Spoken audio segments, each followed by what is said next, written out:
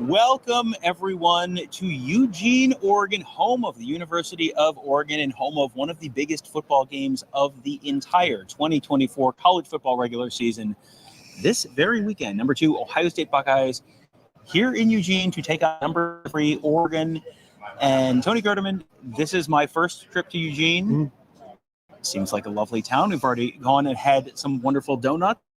Hungry segment and voodoo donuts. I assume they have other food here, but we haven't gotten that far in our experience. But so far, it's been a delightful experience. Yeah, no complaints yet. Still early though, but we'll see. Yeah, I like it. It's a nice college town. Not too little. Yeah. Not too big. A lot of nice buildings. The hotel is pretty awesome. So yeah. I'm sure the game will match everything we've seen. If the game exceeds the donuts, then and that's pretty much a common rule. Yeah. As long as the game is better than the donuts, should be good. A lot to talk about. A lot we've already talked about, and stuff that we have not even talked about end up deciding the game. Yeah, and just to sort of set the scene for you, the Ohio State team is expected to arrive around 3:15 Pacific time, 6:15 Eastern time. I almost said Atlantic time. Nope, that's not what it's called. I've lived there my whole life. I know what it's called. Atlantic Standard? Yes, Atlantic Standard, yes. 3:15 Pacific time, 6:15 Eastern time. Buckeyes, that's the ETA for the team. They will be coming in. I'll step aside here. There's a little side road service drive kind of thing where the buses will pull right up there, and we'll get a chance to talk to Brian Day briefly as sort of get some updates. Make sure everyone has made the trip that was planned. They actually have been on the ground in Eugene for a little while. This is a little different than a typical state road trip. Normally they'll drive up from, show up at the airport, drive up on the buses, and boom, they're done. Because they had to leave a little earlier because it's a longer flight, they spent about an hour after they got here doing kind of the second half of their Best Fridays in football here in Eugene. So they've been on the ground for a little while. We've actually seen some of the Ohio State staffers here already. So they'll be here in about 15 minutes or so. While we've been here since yesterday, we got a chance to run over to the University of Oregon campus earlier today. This is my first time in the state of Oregon. Definitely my first time in Eugene. First time in Austin Stadium.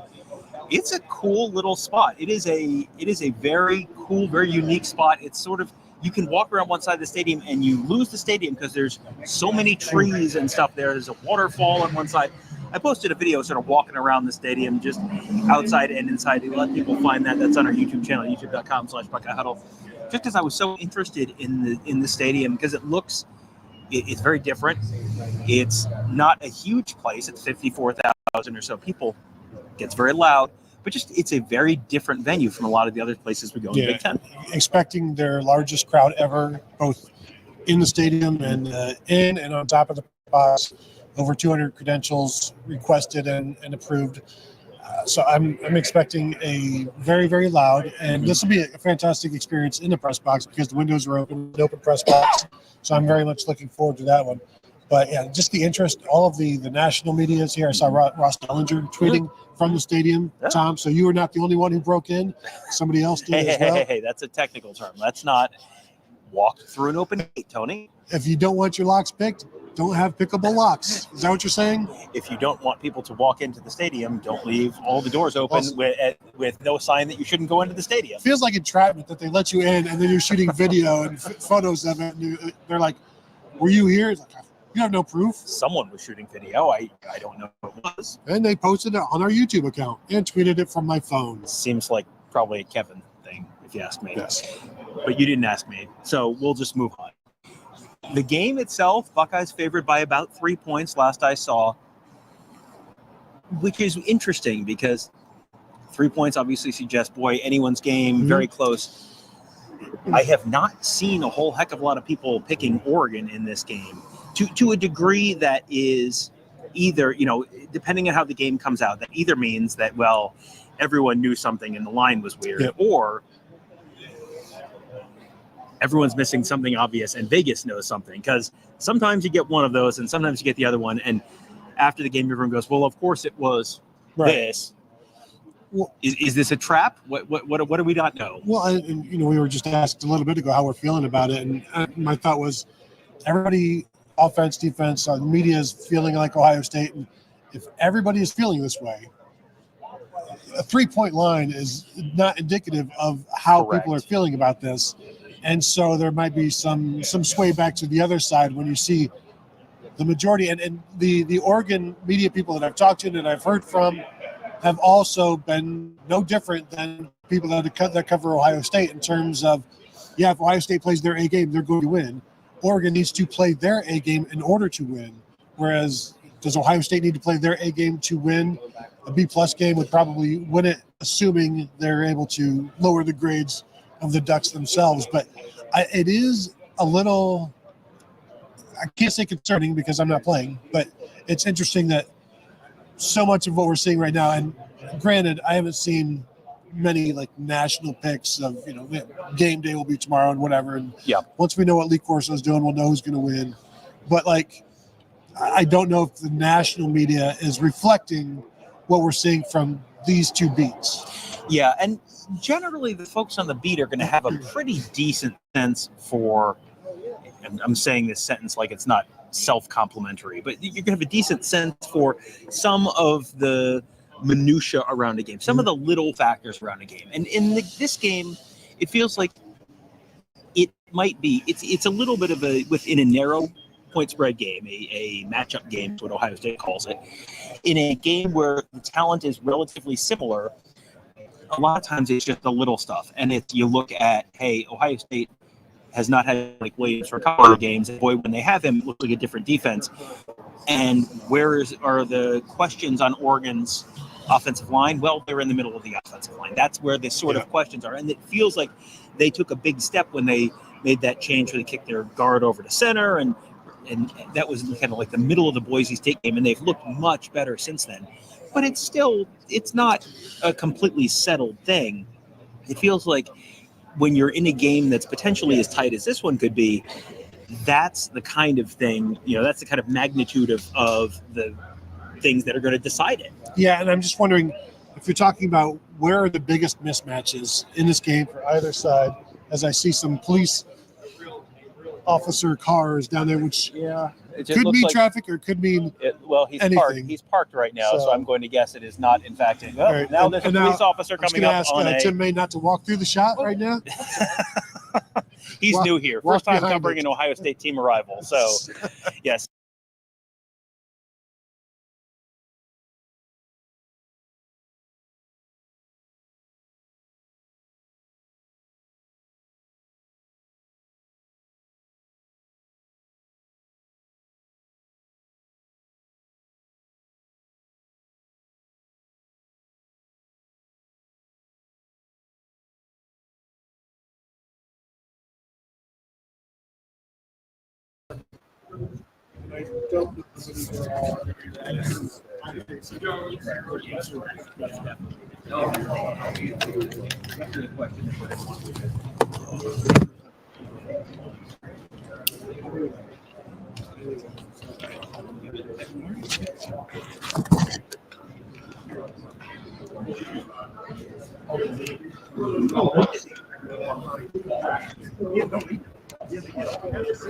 Hey, TV guys, I'm going to get over here. You can get up through there. All right, so we'll have the team. Yeah, so we'll have Ryan Day right here.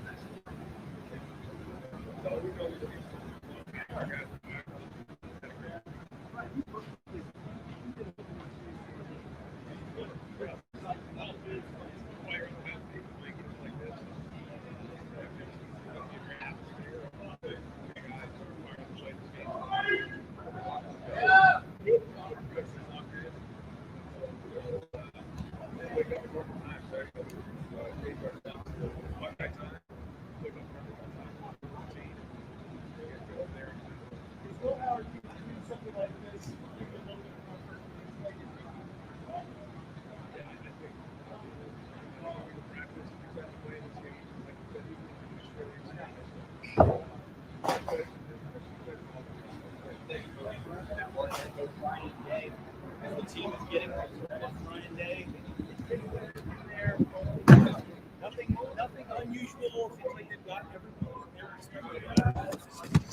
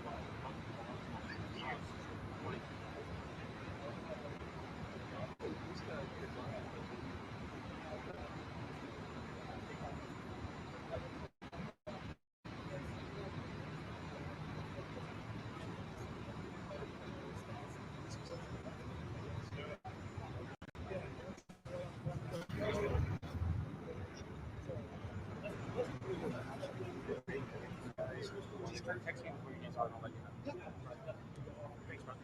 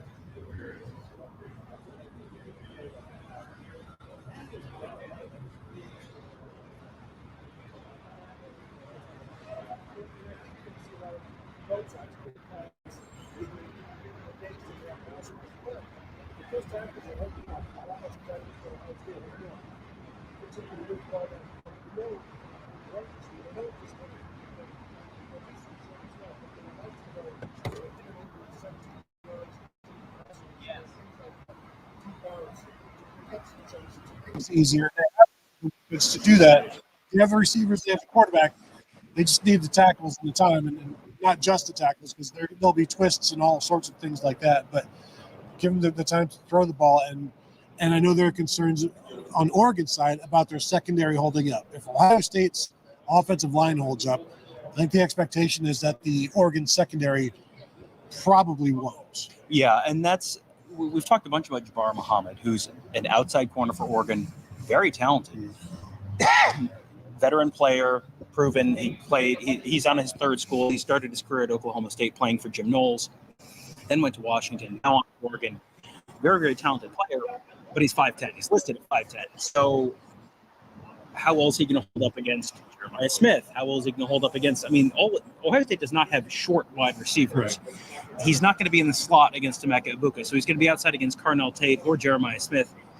And then there's the other side where you probably don't have someone quite as good as Jabbar Muhammad. So this is one where if they're able to run the ball, and therefore Oregon has to dedicate more resources to the run, and they can pass protect Will Howard, you could see some big plays through the air from the Buckeyes. Yeah, I think pretty much everybody expects Ohio State to be able to run the ball. So it would be a surprise if they are shut down, held to 3 yards a carry, right. 30 carries for 90 yards. I don't think people expect that. If they do, then this game is completely wide open and not looking great for Ohio State.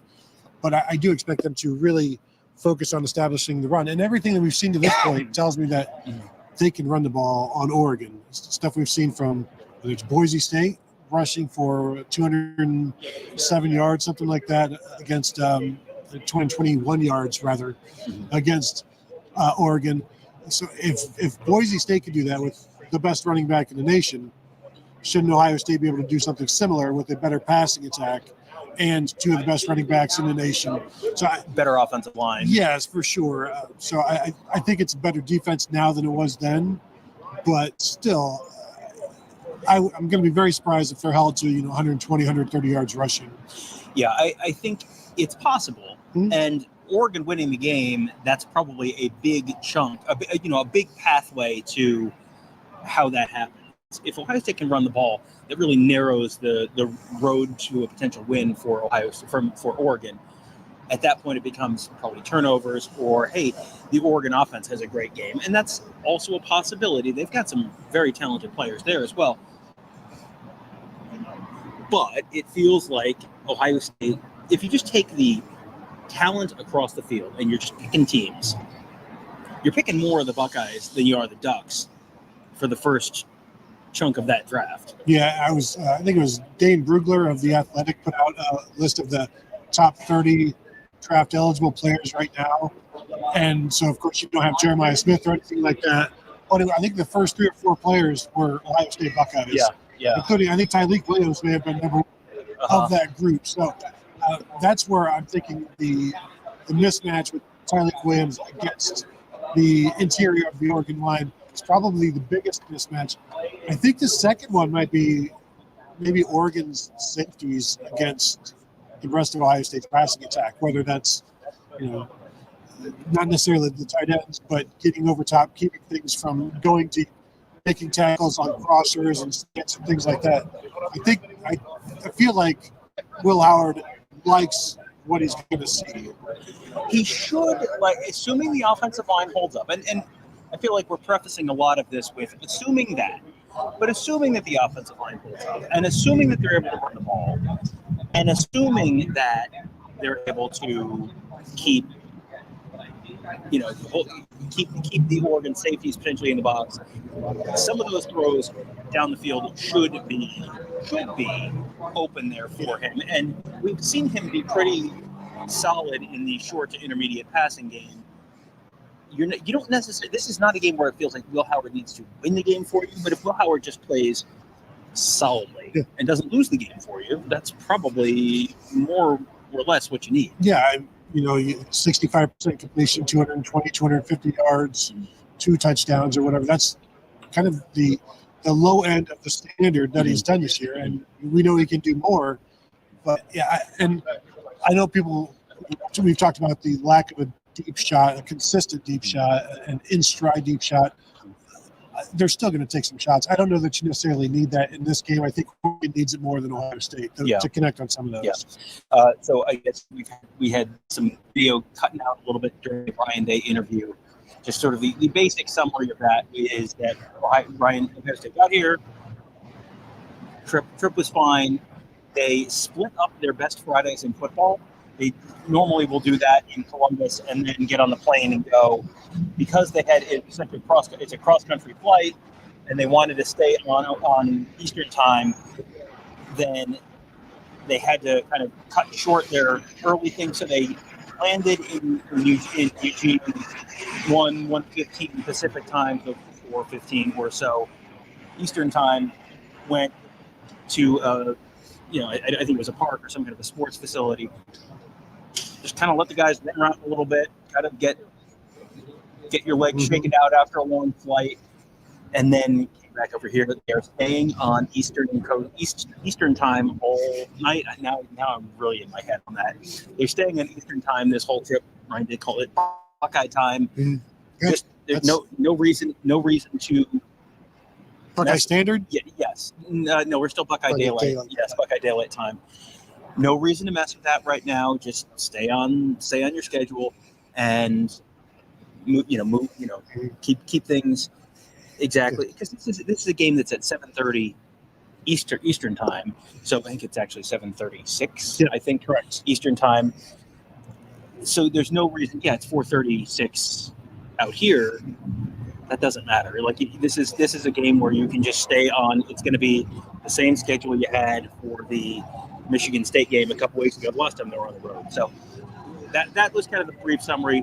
No, nothing shocking in terms of, hey, we found out this guy didn't make the trip, or boy, there's concerns about this or that. It was pretty pro forma. Sometimes those are really informative. This was kind of I think the cell phone thing is interesting. Yeah, that they somehow didn't allow the time change to take effect on the players' phones. Is that I think that's what he said. He didn't specifically say, and we did this. It just was kind of. It's interesting. Yeah. I think it's a very good idea. Just to really, if you really want to stay on Buckeye time, then your phones should reflect that, because we're only staring at our phones. Yeah, exactly. 3 hours a day total over the course of 18 waking hours. So now I guess let's take a look at sort of the flip side of this. Sure. How does Oregon win this game? And this is kind of that's a ridiculous way to frame this question, because they're a 3-point underdog. So it's not like this is some unthinkable thing. What do you look at from an Ohio State perspective on Saturday night and go, Well, I think the offense handling the crowd is always going to be a factor. Will Howard being consistently accurate, avoiding the mistakes. There's one or two bad throws that we always talk about. And if we can't avoid that, don't allow Oregon to connect with those, to capitalize on those. I think that's two of the big things. The ability for Oregon to run the ball, it will make this a much more difficult game for Ohio State. So if they can establish the run, If that first drive that will probably be successful can get some momentum and become a second drive and maybe that fourth drive and just continue to build momentum. And I think what we also need to see Oregon do is change some things up. And when you have Ohio State, who has outscored opponents 118 to 10 in the second half this year, Ohio State has made some fantastic adjustments. Opponents have not adjusted well. Oregon will need to adjust better than anybody else has to this point. So how do you, I mean, this is a renowned venue for volume. It's 54,000, but it's an unusual venue structurally. You've got a huge crowd on one side and not much crowd on the other. The crowd, if you haven't been here, and I had not been here inside the stadium until just a couple of hours ago, there's a side that's really big, very tall, with a big wall behind it. That's the crowd that's right behind the visiting bench. So on the other side, it's not so high. The end zones are, especially in the end zone on the left-hand side, very low in spots. So the sound just bounces off that wall. The sound, everyone who's yelling is yelling right down at the field, right down at the Ohio State bench. So that's the loudest spot on the field is the visiting bench, which makes sense. That's what you would want as a stadium designer. This is not the first time most of these guys have played any loud and hostile venue, but it'll be the loudest and most hostile venue they've played in this year. Any concern about false starts, any of that kind of stuff that you sometimes see in those loud? 100%. I mean, you're going to have those. They'll still be going on silent codes, and they can do that in a number of different ways. But it's still, I mean, there's a reason home field advantage in the crowd is so important. They matter. They impact the game. That's why it will continue to be key for Ohio State to do well on first down and kind of quiet the crowd. If you get stopped on first down, then it ramps up for second down, ramps up more for third. You get a good 6-7 yards on first down, the crowd has to regroup, and you can only continue to regroup. I know, having been a student and seeing the struggle, look, I'm going to give you 7 of these. After 8, I can't just keep doing this. So I think that's why the Ohio State offense, first downs can take first downs and third downs, second downs, first downs and third downs is where you go to kill the crowd. Yeah, and the end zone. And the end zone. Yeah, you can kill the crowd with 12 plays, 85 yards. You can kill the crowd with 1 play, 85 yards too. Both of those are different but very effective in their own way. So I think it's time to sort of take a look at what we're expecting to happen. We both put in our score predictions already. Those have been published at BuckeyeHuddle.com. What did you pick? I went 31-24 Ohio State. And the thing is, like, we're talking about very, very confident that Ohio State is going to win. But 7-point game. Like, this is anybody's game, literally, until they blow the final whistle. But I did go 31-24. Wouldn't shock me if that last touchdown is in the fourth quarter for Oregon. Wouldn't shock me if Ohio State could add another one, but maybe takes a lead towards the end. I feel like I have the confidence that this should be more than a 7-point game, but also the experience and the intelligence not to go beyond 7 points, Tom. I will not be silly enough, foolish enough to go beyond 10 points or 7 points. I'm sorry. Tom, what is your score prediction? I went with 31-20 and Ohio State, just to be clear. Gotcha. 31-20 Ohio State. And this is a game where you could have one turnover and it could turn out to be 38-20, or you could have one turnover and it could turn out to be 24-20, or it could be 27-24 the other way. This is not a game where you've got a huge margin to work with. I think this is one of the first times this season that we've seen a game where legitimately the game could swing on 1 or 2 plays. If Ohio State's able to win it, you feel pretty good about their chances. If they're able to kind of contain Oregon's run, you feel pretty good about their chances. We haven't really talked about this, but the Oregon passing game is somewhat limited. You look at the Dylan Gabriel passing chart, and boy, he's a lefty, and he throws a lot of stuff to the left side of the field and the middle of the field. Yeah. Not much goes to the right side of the field. Are they saving stuff? Are they going to, is that something that, I know that it feels like it's a tendency that is based on that's what this guy is comfortable doing, so you don't necessarily want to pull him out of his comfort zone? I don't believe he's thrown a single pass to the right side of the field beyond 20 yards this season. Yeah, I don't think I think he's only thrown 18 total beyond 20 yards, so you're talking bring a game at this point. So, how comfortable will he be doing that in this game? Probably less comfortable than ever before. But if you scheme it up right, you can make it happen in a state's aggression, then you have an opportunity. But I don't expect him to be throwing deep right, just because that's not his arm. That's not his arm strength. That's not his makeup. He's going to keep things ahead of him that way because he's a lefty. And don't sleep over there in the corner. But also, you don't expect you don't need safety over there either. No. Probably. Yeah. And I talked to Ross Fulton about this. We did a third Ross Fulton show this week. How crazy is this week? We're doing not 2 but 3 Ross Fulton shows this week, specifically to talk about the Oregon offense, the Oregon defense, some of the specific stuff to watch for there. That is already on the huddle board presented by Jeff Ruby Steakhouse at BuckeyeHuddle.com. We will have that posted publicly a little later on this evening. But we got a lot of stuff still. It's Friday night. Normally, Friday night team arrival. It's like, all right, dust your hands, go to dinner, and we're done. And we still have the bowl prediction show. That's going to get posted on Friday evening. We have the Ross Fulton third breakdown. That's going to get posted on Thursday evening or Friday evening. We have. I just saw a suggestion that we post Garrett Seawright's positional breakdown. So that's going to still get probably posted on Friday evening. We get it. It's going to be a long Saturday as you're sitting around waiting for this game to start and you're going to be looking for stuff to do. We get it. So we'll have that stuff for you. We're going to be back down in Eugene relatively early tomorrow as well. We'll have plenty more live coverage from here as we count down to the Buckeyes and the Ducks, 7:36 p.m. Eastern Time on NBC. And of course, lots of coverage before and after the game at BuckeyeHuddle.com and YouTube.com/BuckeyeHuddle. It's been a busy week. More to come. Game. Well, good thing it's on the night. Anyway, thank you guys all for joining us. Hope you guys enjoyed the team arrival. We'll have much more coverage coming for you later tonight at BuckeyeHuddle.com and YouTube.com/BuckeyeHuddle. We'll talk to you later.